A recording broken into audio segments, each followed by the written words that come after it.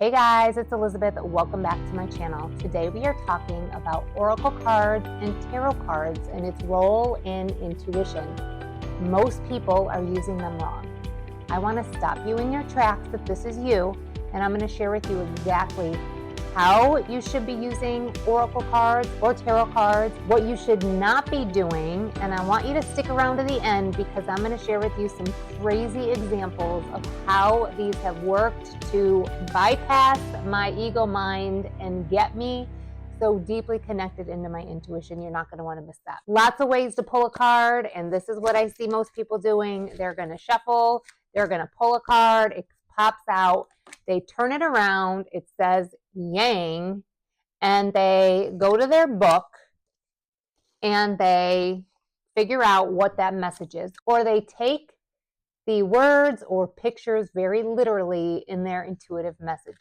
And that is the number one mistake. So for yang, you see somebody pulling their hands, there is a little bit of fire coming up, and taking this at face value will get you nowhere when you're talking about using your intuition. The reason why it gets you nowhere is because intuition speaks in symbols. And yes, there are times when a symbol might hit you in the face at face value. I've gone through countless examples of this on my channel with the bull, with the red doors I described in one of my recent videos.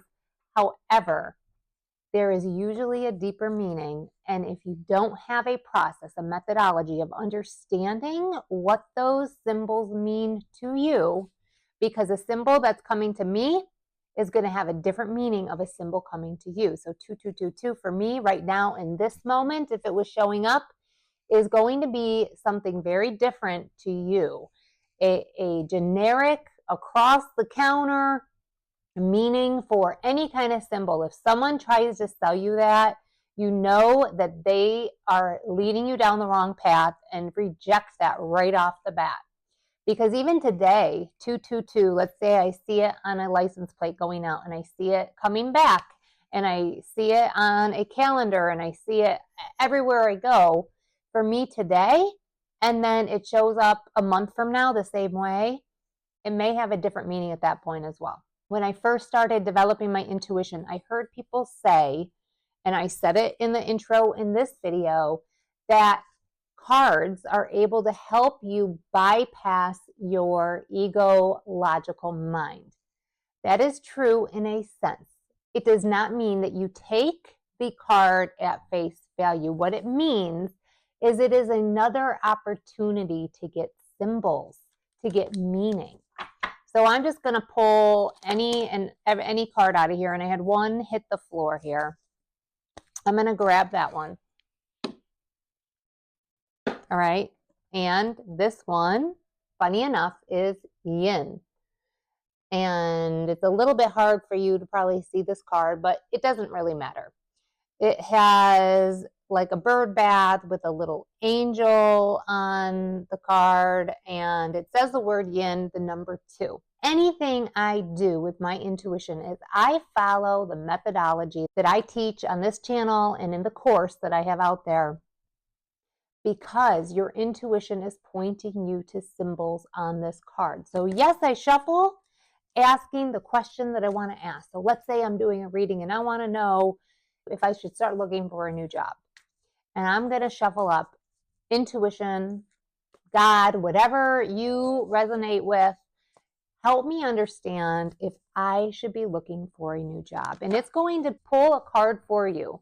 I do it in different ways, whatever feels right in the moment. Again, using your intuition, whether you should do a spread or you should shuffle, and when you feel the urge to stop, flip over 1 card, 2 card, 3 card, 7 card, whatever feels right in the moment, or wait for a card to spill out. And so a card did spill out. Again, it's on the floor. Actually, it spit out 2 cards. I got a leg up with a mama and a cub polar bear, the number 34, and flags at the top of the card. And I don't know why you can't see it on this. It's not showing up right. And then I got clean it up, 21. I am already starting to get intuitive messages, but I teach to follow a process, because what happens is when you follow a process where you're asking your intuition to show you what is important, what you need to know about it, you are going to just keep asking your intuition to show you how these cards relate to the question that you asked. And in that process, you are getting symbols, you are getting understanding and meaning. And so when I get a deck of cards, okay, I'm using today, for example, this Wisdom of the Oracle by Colette Baron Reed. I throw out this book. I didn't throw it out literally, but I never opened this book. Now, have I glanced through and read some of these? Yes, I have.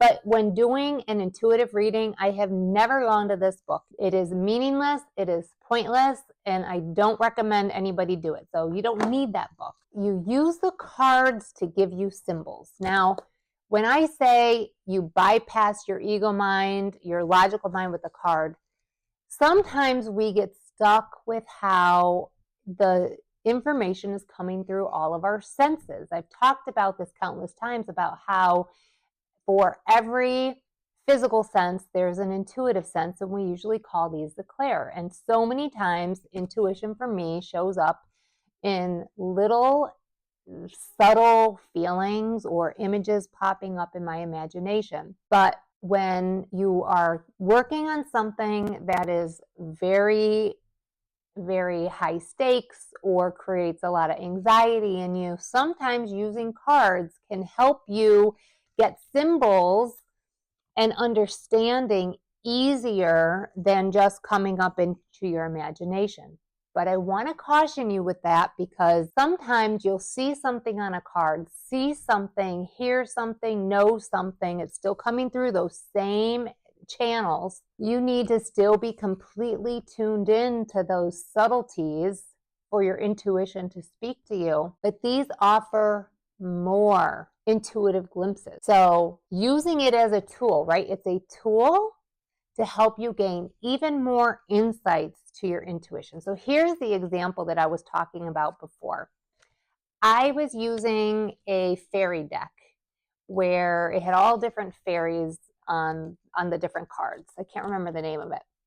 I was doing a reading for someone in my Sunday psychic reading group where we were practicing. It was a development group that I had on Sundays a couple years ago, and we were get together, have somebody come and sit for us, and we would do readings for the person. We would do card readings and we would do mediumship readings. And we pulled a card for this person, and it was some kind of fairy. And I asked my intuition to show me how the fairy had anything to do with what was important, what was going on with that person. And the symbol I got was the fairy's hair.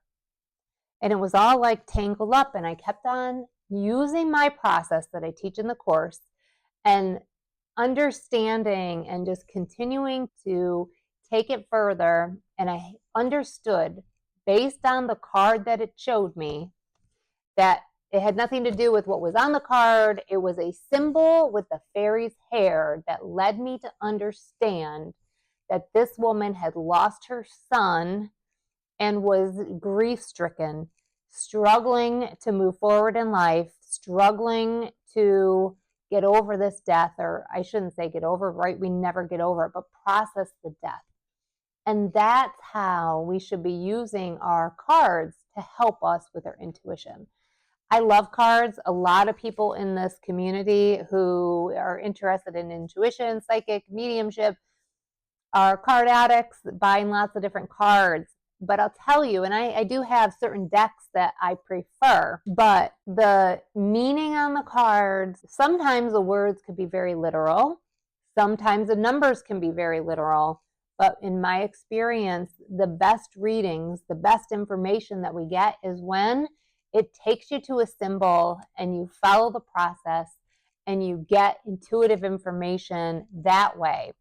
And it could add a layer even. So if, let's say, you're starting out not using a deck of cards, you can start inquiring with your intuition and start that process of that communication, right? It's a communication process. And from there, after you've gone through without any tools, start adding the tools in to take it even deeper. So if this is resonating with you, I encourage you, if you haven't, to download my ebook, Intuition Unlocked, the 5 Pillars to Unlock Your Inner Voice. This will get you started on some of the foundational principles that you need before you launch into my course, which will show you exactly step by step on how you tap in, tune into your intuition anytime and every time you need it. And I would love to hear in the comments what your experience with cards have been. Has it helped you?